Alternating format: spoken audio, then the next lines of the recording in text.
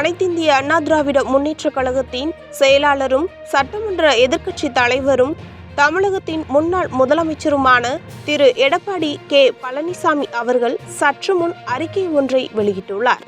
ஆட்சிக்கு வந்து 40 மாதங்கள் கடந்த நிலையில் காலியாக உள்ள மருத்துவர்கள், செவிலியர்கள் மற்றும் மருத்துவ பணியாளர்கள் பணியிடங்களில் முழு அளவில் பணியமர்த்தாத விடியா திமுக அரசுக்கு கண்டனம். தமிழகத்தில் உள்ள அரசு மருத்துவமனைக்கு வரும் நோயாளிகளுக்கு முழு அளவில் மருத்துவ வசதிகள் அளிக்கப்பட வேண்டும் என்ற உயரிய நோக்கத்தில் மாண்புமிகு அம்மா அவர்கள் 2012ஆம் ஆண்டு மருத்துவ பணியாளர் தேர்வு வாரியத்தை துவங்கினார்கள். இதன் மூலம் சுமார் 7629 மருத்துவர்கள், 18,849 செவிலியர்கள் உட்பட சுமார் 31,250 மருத்துவ பணியாளர்கள் தேர்வு செய்யப்பட்டு பணியமர்த்தப்பட்டனர். ஆனால் 40 மாத கால விடியா திமுக ஆட்சியில் மருத்துவ பணியிடங்கள் முழுமையாக நிரப்பப்படவில்லை. 10 ஆண்டு கால கழக ஆட்சியில் 254 புதிய ஆரம்ப சுகாதார நிலையங்கள் தோற்றுவிக்கப்பட்டன. மேலும் 165 ஆரம்ப சுகாதார நிலையங்கள் தரம் உயர்த்தப்பட்டன. அனைத்து தாலுகாக்களிலும் மருத்துவமனைகள் அமைக்கப்பட வேண்டும் என்ற அம்மா அரசின் குறிக்கோளின்படி 51 புதிய வட்ட மருத்துவமனைகள் ஏற்படுத்தப்பட்டன. எஞ்சிய 32 தாலுகாக்களில் மருத்துவமனைகள் ஏற்படுத்த திட்டமிட்டோம். அம்மா அரசு 2020ஆம் ஆண்டு 30,000 மக்கள் தொகைக்கு குறைவாக உள்ள நகர மற்றும் கிராம பகுதிகளில் முதற்கட்டமாக 1851 அம்மா மினி கிளினிக்குகளை துவங்கியது. 2011 முதல் 2016 வரை சிவகங்கை, திருவண்ணாமலை, ஓமந்தூரார் அரசு மருத்துவக் கல்லூரி மற்றும் கோவை ESIயில் புதிய மருத்துவக் கல்லூரி என்று 4 மருத்துவக் கல்லூரிகளும், 2016 முதல் 2011 வரை புதுக்கோட்டை, கரூர் மருத்துவர் கல்லூரிகளிலும், பெருந்துறை மருத்துவக் கல்லூரி, ஈரோடு அரசு மருத்துவக் கல்லூரியாகவும், ராஜ முத்தையா மருத்துவக் கல்லூரி, கடலூர் அரசு மருத்துவக் கல்லூரியாகவும் மாறப்பட்டன. மேலும் 11 புதிய அரசு மருத்துவக் கல்லூரிகள் என்று 10 ஆண்டு கால ஆட்சியில் மொத்தம் 19 மருத்துவக் கல்லூரிகள் ஆரம்பிக்கப்பட்டன. இதனால் தமிழகத்தில் ஒவ்வொரு ஆண்டும் சுமார் 10,000க்கும் மேற்பட்ட மருத்துவர்களால் வெளிவருகின்றனர். எங்கள் ஆட்சி காலத்தில் மருத்துவர்கள் உள்ளிட்ட மருத்துவ பணியாளர்கள் பணியிடங்கள் அவ்வப்போது நிரப்பப்பட்டன. சுமார் 31,250 மருத்துவ பணியாளர்கள் தேர்வு செய்யப்பட்டுள்ளனர். ஆனால் விடியா திமுக அரசு 2021இல் ஆட்சி பொறுப்பேற்றவுடன் அம்மா மினி கிளினிக்குகளை மூடியதுடன் அங்கு பணிபுரிந்து வந்த சுமார் 1,850 மருத்துவர்களையும் வீட்டுக்கு அனுப்பியது. மேலும் ஒப்பந்த அடிப்படையில் பல ஆண்டுகளாக பணிபுரிந்து சுமார் 500 மருத்துவர்களையும் பணி நீக்கம் செய்தது.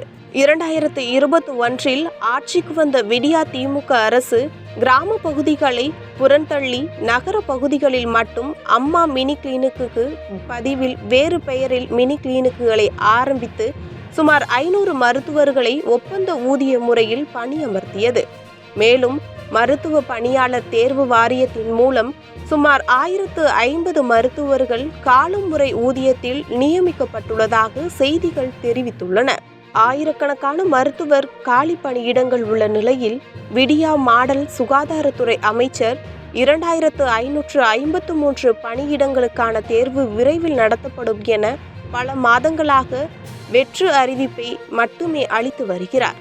அரசு மருத்துவ பணி வேண்டி காத்திருக்கும் பல்லாயிரக்கணக்கான மருத்துவர்கள் இது வேதனையாக உள்ளது என கவலை தெரிவித்து செய்திகள் தெரிவித்துள்ளன. அம்மா ஆட்சியின் போது தமிழகத்தில் ஏற்படும் மருத்துவ காலி பணியிடங்கள் அவ்வப்போது நிரப்பப்பட்டதன் விளைவாக இந்தியா முழுவதும் தாய்மார்கள் இறப்பு விகிதத்தை குறைப்பதற்காக நிர்ணயிக்கப்பட்ட கால அளவை தமிழ்நாட்டின் 2018லேயே அடைத்தாலும் மத்திய அரசின் விருதை பெற்றோம். உடல் உறுப்பு தானத்தில் சிறப்பாக செயல்பட்டதன் விளைவாக 2015 முதல் 2020 வரை தொடர்ந்து 6 ஆண்டுகள் இந்தியாவிலேயே முதன்மை மாநிலம் என்ற விருதினை பெற்றோம். வருங்கால தமிழகம் ஆரோக்கியமானதாக திகழ வேண்டும் என்ற உயரிய எண்ணத்தில் கர்ப்பிணி தாய்மார்களுக்கு இரத்த சோகையினை போக்கவும், பிறந்த குழந்தைகளின் எடையை உயர்த்தவும், ரூபாய் 4000 மதிப்புள்ள இரும்புச்சத்து மற்றும் ஊட்டச்சத்து பொருட்கள் அடங்கிய அம்மா தாய் சேய் நல ஊட்டச்சத்து பெட்டகம்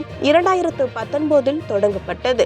எனது தலைமையிலான அம்மா அரசு பள்ளிகளில் படித்த மாணவர்களுக்கு மருத்துவ படிப்பில் 7.5% உள் இட ஒதுக்கீடு அறிவித்ததன் மூலம் 2020 முதல் 2024 வரை சுமார் 3446 ஏழை எளிய மாணவ மாணவிகள் மருத்துவ படிப்பில் சேர்ந்தனர்.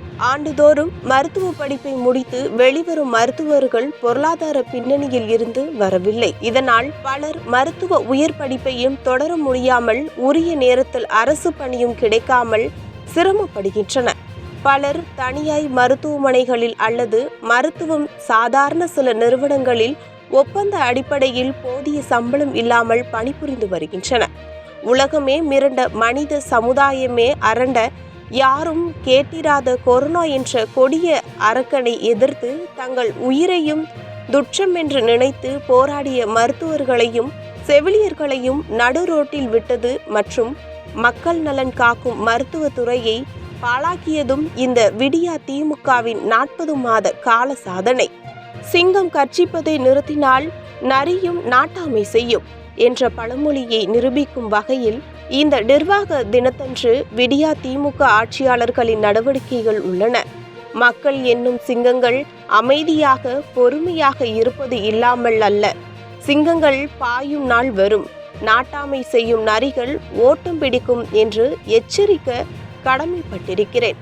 இன்றைய தேதியில் சுமார் 2600 உதவி அறுவை சிகிச்சை நிபுணர் பணியிடங்கள் காலியாக உள்ளது என்றும், செவிலியர்கள், ஆய்வக உதவியாளர்கள் என்று ஆயிரக்கணக்கான மருத்துவ பணியிடங்கள் காலியாக உள்ளதாகவும் செய்திகள் தெரிய வருகிறது. மேலும் பல அரசு மருத்துவக் கல்லூரி மருத்துவமனைகளில் முதல்வர் பதவியை நியமிக்க இயலவில்லை எனில் மருத்துவக் கல்லூரிகளை திறப்பது ஏன் என்று ஒரு வழக்கு விசாரணையின் போது உயர்நீதிமன்ற மதுரை கிளை ஏற்கனவே அரசிடம் கேள்வி எழுப்பியுள்ளது.